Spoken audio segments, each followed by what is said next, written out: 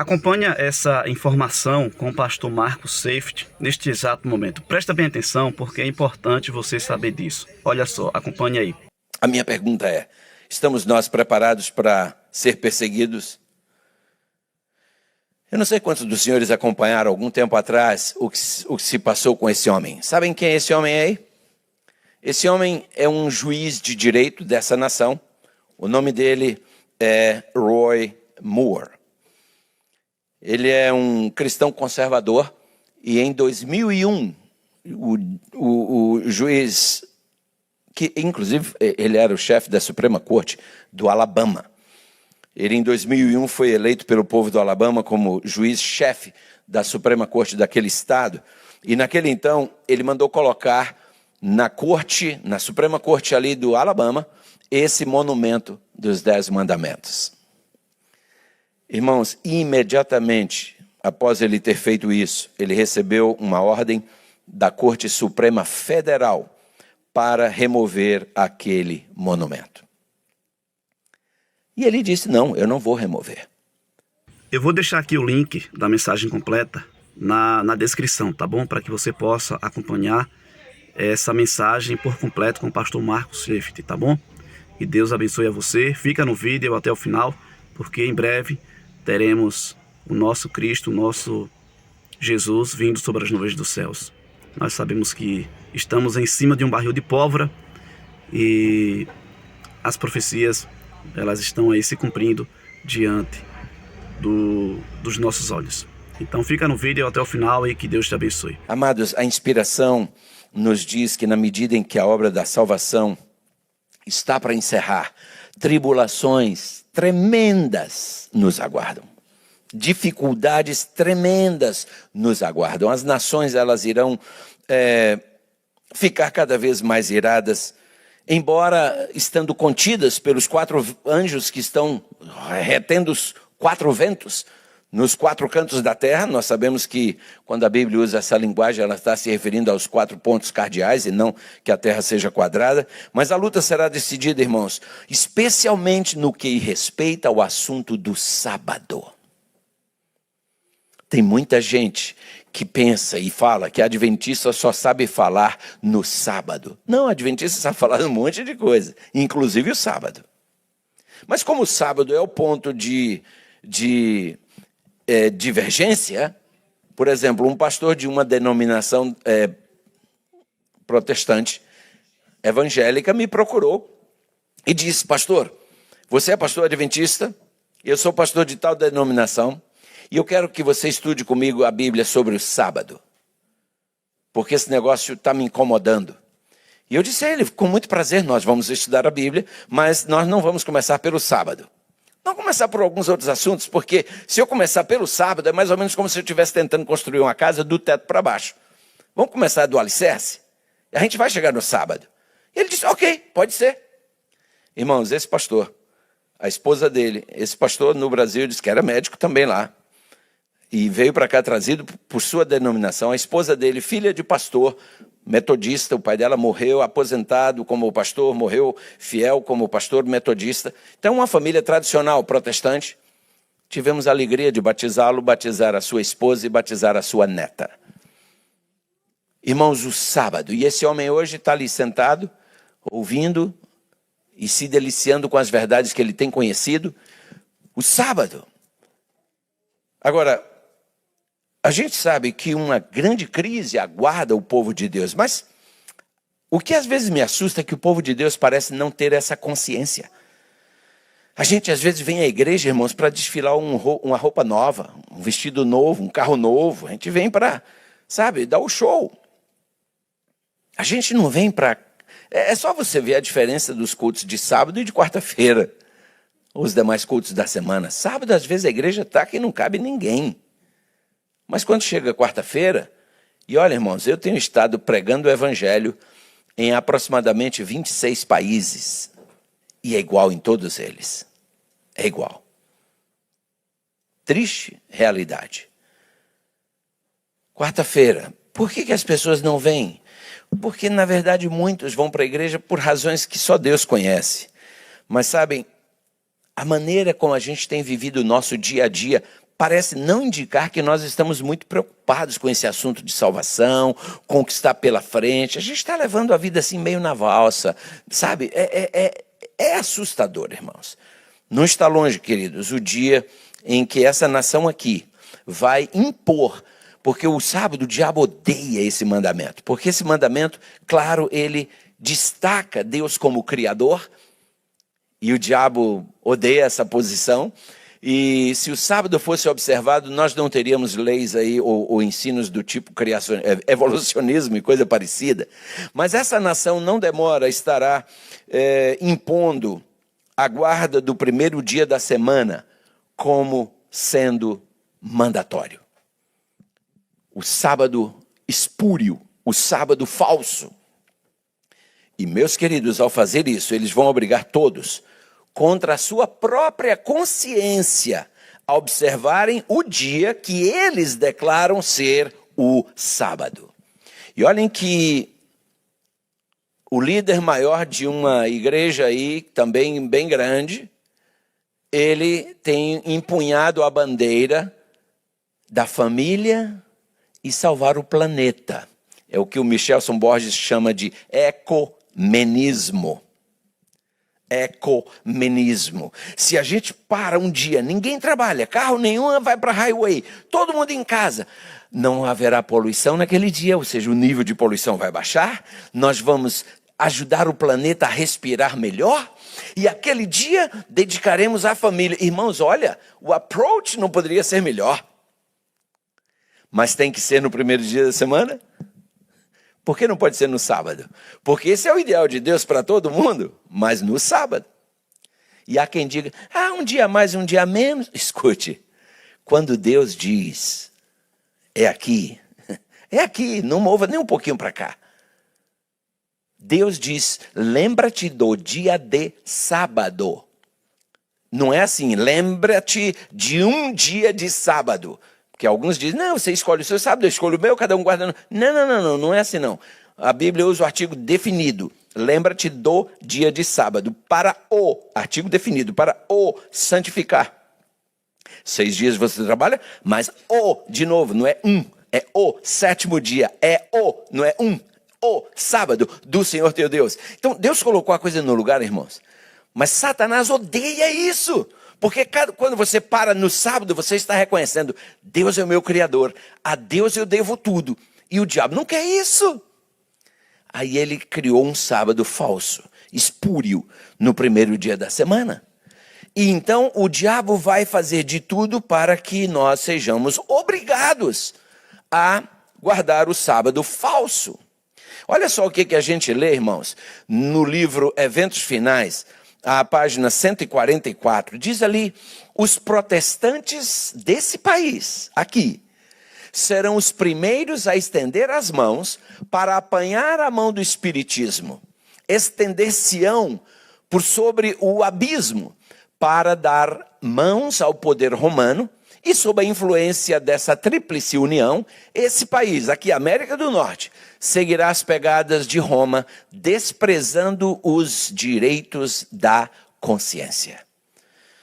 Você sabe, algumas pessoas dizem, não, isso não vai acontecer aqui, afinal, essa é uma nação protestante, Não, escute, irmãos, eu falei aqui uma vez, eu falei sobre partial birth abortion. Estão lembrados quando eu falei sobre isso aqui? Partial birth abortion. Alguns estão com a fisionomia, não, eu nunca ouvi. Alguns, sim. Então, eu vou só relembrar rapidamente. Partial birth abortion. Agora deram uma parada com isso, porque começou a haver uma pressão muito forte. Mas era um aborto feito com a criança aos 9 meses. Antes de ela nascer naturalmente, o médico enfiava 2 espátulas, vamos assim chamar, por falta de um melhor termo, pela vagina da mãe, mudavam a posição do bebê e puxavam pelas pernas, ao invés de sair de cabeça. E quando chegava a metade aqui da cabeça, ainda dentro da mãe, ali eles paravam e enfiavam uma tesoura cirúrgica aqui, até dentro do cérebro, abriam aquela tesoura, metiam aí uma mangueira com um sugador embaixo e ele sugava o cérebro, que ainda está gelatinoso. E a criança morria ali. E era legal. Não era crime nos Estados Unidos. Agora, tinha que ficar pelo menos 2 inchas dentro da mãe, para não ser crime. Agora, depois que tirou, ok. Isso quer dizer que, eles diziam, não, ainda não é um ser humano ainda. É como se você dissesse, isso aqui é um controle remoto. Mudou para cá 2 inches, agora não é mais. Faz sentido, irmãos? É absurdo. Como absurdo é hoje a defesa do sexo, como é que diz, do indivíduo ter 2 sexos, né? Não, eu agora resolvi, eu sou mulher. Agora tem umas aí que resolveram ser gato. Fica miando. Não, eu agora sou gato. Eu resolvi que eu sou gato. E todo mundo tem que engolir isso. Umas coisas absurdas. Casamentos entre pessoas do mesmo sexo. Legalizando a maconha. Joe Biden agora está com um projeto de lei aí para tirar a maconha do nível 1 de drogas prejudiciais e jogar ela cá embaixo, no nível, penso que nível 5. O mesmo nível de alguns outros medicamentos. Então, a maconha já não mais será considerada uma droga. Porque tem droga e tem droga remédio. Vai ser uma droga remédio, como o Tylenol e outros. Esse é o presidente que a gente tem aí, ó, maneirão. Enfim, é o fim do mundo, queridos. Veja só mais isso aqui que nós lemos. Irmãos, todos quantos não se curvarem perante o decreto dos concílios nacionais e obedecerem essas leis aí para exaltar o sábado instituído pelo homem do pecado, vão perder a sua liberdade, vão parar atrás das grades. As organizações religiosas que recusam ouvir as mensagens de advertência da parte de Deus estarão sob um forte engano e vão se unir com o poder civil para perseguir os fiéis. Queridos, nós lemos aí isso aqui, olha, as igrejas protestantes se unirão com o poder papal para perseguir o povo de Deus que guarda os mandamentos. Esse poder que na profecia é apresentado como sendo semelhante a um cordeiro, ele vai se unir ao dragão, irmãos, para pelejar contra aqueles que guardam os mandamentos de Deus e têm o testemunho de Jesus. A minha pergunta é, estamos nós preparados para ser perseguidos? Eu não sei quantos dos senhores acompanharam algum tempo atrás o que se passou com esse homem. Sabem quem é esse homem aí? Esse homem é um juiz de direito dessa nação. O nome dele é Roy Moore. Ele é um cristão conservador e em 2001 o juiz, que inclusive ele era o chefe da Suprema Corte do Alabama, ele em 2001 foi eleito pelo povo do Alabama como juiz-chefe da Suprema Corte daquele estado, e naquele então ele mandou colocar na Suprema Corte ali do Alabama, esse monumento dos 10 mandamentos. Irmãos, imediatamente após ele ter feito isso, ele recebeu uma ordem da Corte Suprema Federal para remover aquele monumento. E ele disse, não, eu não vou remover. Não vou porque não estou violando nenhuma lei da Constituição Federal ou estadual. E aí, por ele se recusar a tirar esse monumento, iniciou-se aí uma grande batalha. Eu estava em Texas na época, iniciou-se uma batalha judicial até 2003. E no dia 13 de novembro de 2003, Judge Roy Moore foi removido do seu cargo na Suprema Corte Federal, pela Suprema Corte Federal, e foi tirado. Só que, em 2013... o povo do estado do Alabama novamente o elegeu como chefe da Suprema Corte do Alabama. Aí veja só, no dia 30 de setembro de 2016, ele foi novamente cassado e retirado da sua função. Sabem por quê? Porque ele se recusou a reconhecer no estado do Alabama como sendo legítima a união entre pessoas do mesmo sexo. E ele foi retirado. E aí estão algumas pessoas fazendo protesto a favor dele, mas não adiantou. Veja o que a gente lê ainda no livro Eventos Finais, página 145, irmãos. Olha o que diz lá. Nos tribunais prevalecerá o que, irmãos? A injustiça. Os juízes recusarão a ouvir as razões dos que são leais aos mandamentos de Deus, porque sabem que os argumentos em favor do quarto mandamento são irrefutáveis. Eles dirão, temos uma lei e de conformidade com a nossa lei, ele deve morrer. A lei de Deus não é nada para eles. O que eles afirmam é, nossa lei é suprema. Irmãos, aqueles que respeitarem a lei humana vão ser favorecidos, claro, mas não vai haver nenhum tipo de proteção para os que se recusarem a se submeter ao falso sábado.